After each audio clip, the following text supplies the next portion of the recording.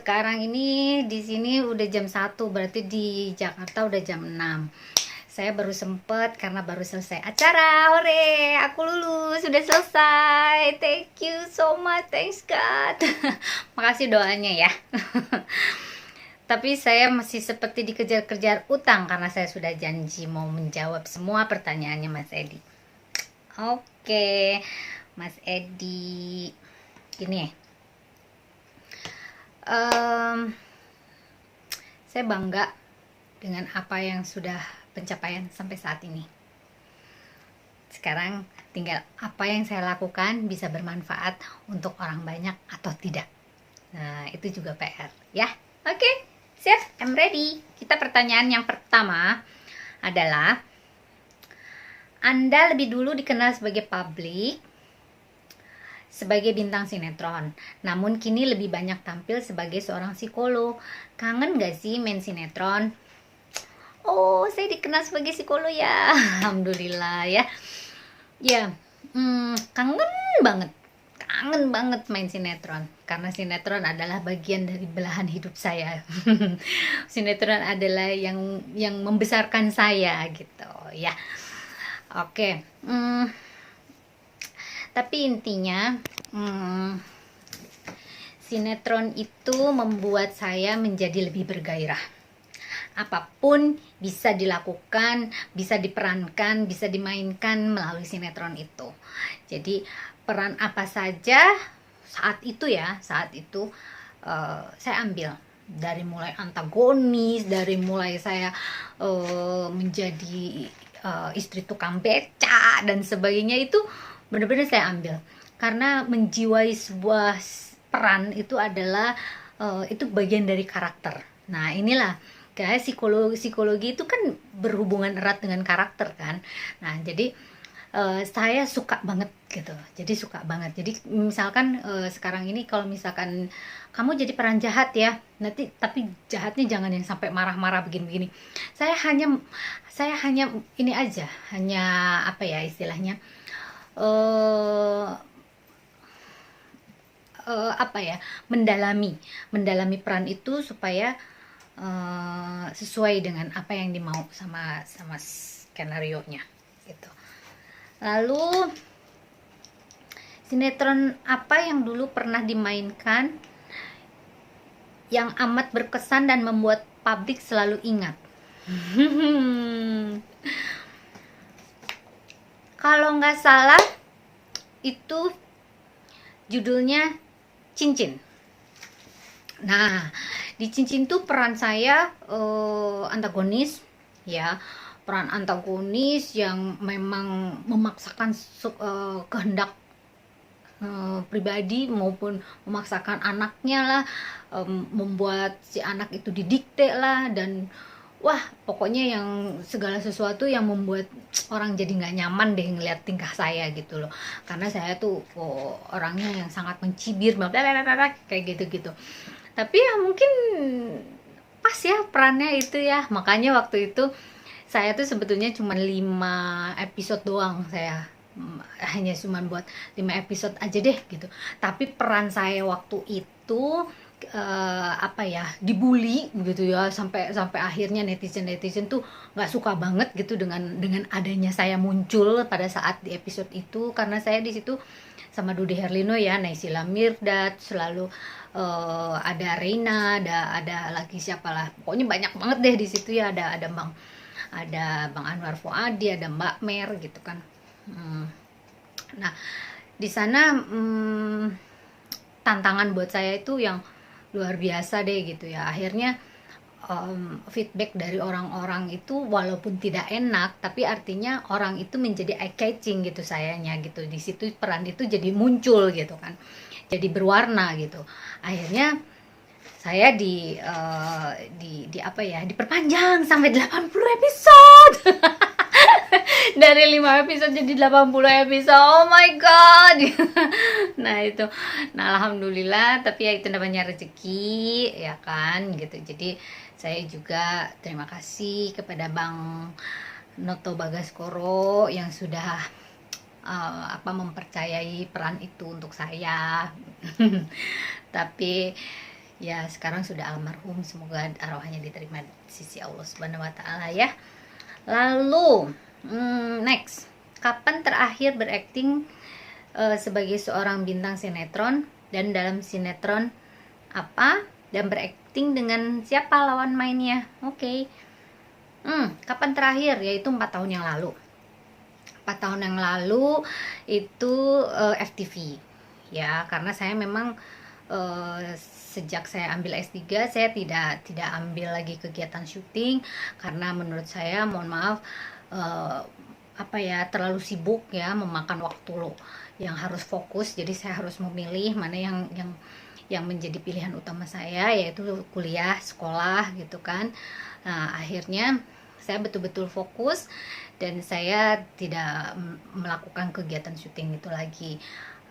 Tapi kalau sebagai narasumber, sebagai istilahnya yang tidak memakan waktu gitu ya, untuk memotivasi orang, diklat kayak gitu sih oke lah, sebagai pembicara gitu ya. Lawan mainnya waktu itu dengan Skolin, dengan Kartika Putri, kalau itu siapa lagi, Riana Dea gitu kan. Judulnya Di Tepi Danau Cinta. Di situ juga aku perannya jadi ibu jutek, ibu yang menyebalkan, ibu yang selalu memaksakan anaknya, mendikte dan sebagainya. Pokoknya itu mah juaranya Alita Gading. Tapi ya gimana lagi ya, tapi peran itu asik sih sebenarnya gitu, asik gitu. Saya justru berperan di luar dari kebiasaan, itu tantangan buat saya gitu. Jadi kalau saya tidak bisa memerankan itu, artinya saya tidak berhasil gitu. Kalau yang biasa-biasa aja, yang biasanya juga biasa kan gitu. Tapi kalau memerankan satu tokoh gitu yang memang di luar dari kebiasaan orang gitu kan, yang membuat orang menjadi berbalik 180 derajat, nah itulah tantangannya. Itu saya suka banget. Tapi sekarang sejak sejak saya praktek psikologi, saya sudah mengurangi peran-peran yang berbau-bau sadis. Karena saya punya pengalaman saat saya main antagonis tuh ya. Kalau saya main ke mall, ditoyor tau nggak, digituin, dijambak rambut saya, dijumlah, udah pokoknya ini banget deh, sadis banget gitu ya. Dibilang saya jahat lah, dibilang saya nggak tahu diri lah pokoknya. Tapi seneng banget kan, artinya peran saya sesuai dengan harapan tuntutan skenario, nah gitu kan, masuk berarti tuh ke peran itu kan. Orang yang nonton pun juga kayak ngerasa bahwa saya itu berperan beneran gitu kan, seakan-akan seperti itu. Tapi ada pengalaman lagi tuh. Jadi pada saat main sinetron yang mana tuh ya, yang tapi sudahlah, yang lain aja dulu. Oke, yang ini Anda juga sempat menjadi host atau juri acara pendidikan. Bisa dijelaskan bagaimana kenangan memandu acara tersebut? Itu mah acara top banget, top markotop. Jadi membangun inspirasi, mengumpulkan orang-orang cerdas, anak-anak cerdas di Indonesia untuk berlomba menjadi juara gitu kan, secara sportif. Itu keren banget gitu loh. Jadi saran saya sih, mudah-mudahan ada acara serupa yang bisa membagi dan membentuk anak-anak cerdas itu bisa menjadi lebih maju lagi. Karena Indonesia ini ada di tangan mereka loh gitu untuk kedepannya gitu. Karena mereka kalau tidak cerdas, orang nggak akan jadi pemimpin bangsa yang jujur ya, yang jujur dan memang betul-betul smart gitu. Jadi ya saya rasa itu perlu digalakkan. Dan host itu, saya sebetulnya untuk jadi juri itu ya, mohon maaf, sebelumnya juga sering, cuman acara menjadi juri, menjadi host yang panjang episodenya dan ditayangkan setiap hari oleh TV swasta ya, saya bangga gitu. Saya bangga banget saya terpilih, dan saya terus mengasuh sekitar seasonnya itu berapa ya, 32 episode kalau nggak salah, 32 episode. Yang buat saya sih pendek itu, karena saya pernah juga lebih panjang dari itu. tapi acaranya bagus kan, jadi sebetulnya buat saya sih itu kurang panjang gitu. Kalau bisa dipanjangin lagi gitu. Yuk kita bikin yuk. Kedepannya kalau ada peluang lagi untuk menjadi pengasuh acara di televisi, pengen acara seperti apa? Pengen acara seperti apa? Ya tentu karena background saya adalah S3 psikologi, psikologi klinis dan forensik. Ya saya inginkan yang berbau-bau psikologi gitu kan. Kan sekarang ini banyak sekali kasus-kasus di dunia atau di lingkungan sosial itu hal-hal yang menyangkut kejiwaan ya. Jadi itu penting sekali. Jadi jangan hanya konsen kepada medis saja. Nah, tapi kesehatan mental kita tidak peduli. Nah, itu juga nggak bagus gitu. Jadi harus seimbang gitu antara mental dengan medis gitu. Karena kalau jiwa kita terguncang, pikiran kita nggak sehat, justru akan mempengaruhi kepada badan kita secara fisik gitu loh. Nah, akhirnya menjadi medis kan gitu. Jadi harus betul-betul kita happy dulu, bagaimana mengkondisikan manusia atau individu itu menjadi seseorang yang penuh semangat, happy, bisa bermanfaat untuk orang banyak. Nah, itu seperti itu gitu kan. Hal-hal yang menjadi unek-unek bisa terpecahkan di sana gitu. Atau curhat dong atau apa kek di sana gitu. Menurut saya tuh bagus banget ya. Mudah-mudahan sih ada ya, saya kepengen banget sih gitu. Nanti kan kita bisa mengundang narasumber dari berbagai pihak gitu ya, yang nanti akhirnya disimpulkan secara psikologis gitu. Itu kan bagus banget gitu. Oke, next. Pertanyaan berikutnya, kalau boleh memilih antara sinetron dan psikolog, sebenarnya Anda pilih yang mana? Oke, saya memilih psikolog. Karena psikolog adalah main jobnya saya, dan sinetron adalah side job saya. Side job, hobi yang bisa menghasilkan, yang bisa mengkolaborasi kepribadian saya menjadi lebih dinamis gitu ya. Itu buat saya sangat apa ya, pilihan yang tepat lah gitu, karena kita kan hidup ini harus memilih ya, jangan dua-duanya ya. Kalau bisa beriringan kenapa tidak gitu, tapi mungkin kalau secara intensif pasti akan ada yang harus dipilih pastinya gitu ya. Oke, so apa lagi?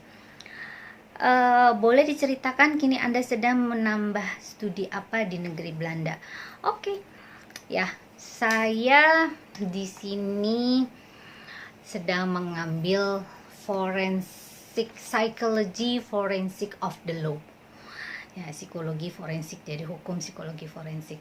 Nah, di sini saya mendapat beasiswa dari sebuah institusi besar, yang mana saya di sini dikirim sebagai perwakilan psikolog untuk menimba ilmu di sini ya, di Belanda, mengambil sertifikasi forensiknya. Itu saya juga ucapkan terima kasih kepada Bapak Tito Karnavian. Waktu itu kan beliau yang mencetusnya sewaktu masih jadi Kapolri. Jadi beliau inginkan ada bibit-bibit yang bibit-bibit potensial yang bisa memajukan negara Indonesia ini untuk bisa bersinergi dengan kepolisian. Karena bidang kajian saya untuk S3 itu judulnya ini, pengaruh stres dan kepribadian tertutup terhadap kesejahteraan psikologis melalui mediator coping stress pada kelompok polisi. Nah, di sini juga ada hubungannya gitu loh. Jadi istilahnya hubungan antara kepolisian ini dengan hukum psikologi forensiknya, bagaimana nanti apa namanya bisa bersinergi lah dengan polisi, mudah-mudahan itu.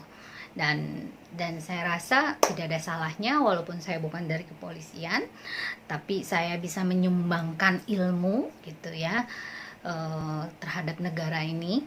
Kenapa tidak gitu kan, mungkin akan lebih positif nantinya gitu.